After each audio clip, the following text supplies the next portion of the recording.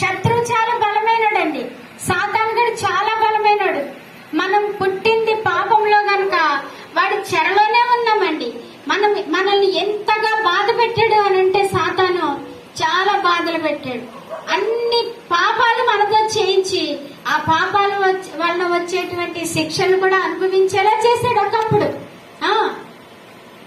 యేసు ప్రభుని నమ్ముకోక ముందర వాడి చేతిలో ఉన్నంత సేపు మన జీవితాలు ఏంటి అని అంటే పాపపు జీవితాలు, పాపపు బ్రతుకు, అబద్ధాలు, మోసాలు, ఏమండి దొంగతనాలు, ఇంకా ఏవో చెడు పనులు అన్నిటినీ చేసి బాగుపడ్డామా?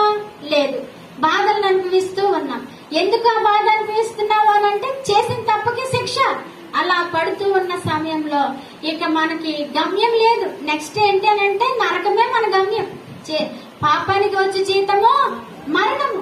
ఆ మరణములో పడిపోవలసిన మనల్ని ఆ సాతాను యొక్క చేతుల నుంచి విడిపించిన వాడు ఎవరు అని అంటే యేసు ప్రభువే. హల్లెలూయా.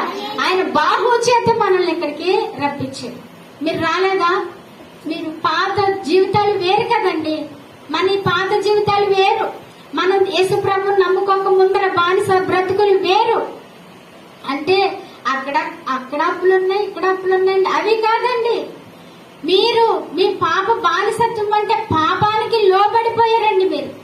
ఏమండి, ఇది వరకు అబద్ధాలు ఆడుతూ ఉన్నవారు ఇప్పుడు అబద్ధాలు ఆడడానికి మనము జయించేమా లేదా?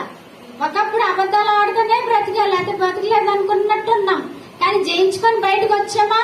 మీరు రాలేదు అని అంటే కనుక ఇంకా మీరు ఆడిచారా ఇంకా కొద్దిగా ఉందని దాని అర్థం. మీరు జాగ్రత్తగా ఉండండి. మీరు అక్కడ చేసిన ఏ పని కూడా ఇక్కడ చేయకుండా ఉన్నారంటే మీకు విడుదల వచ్చింది. ఎంతమంది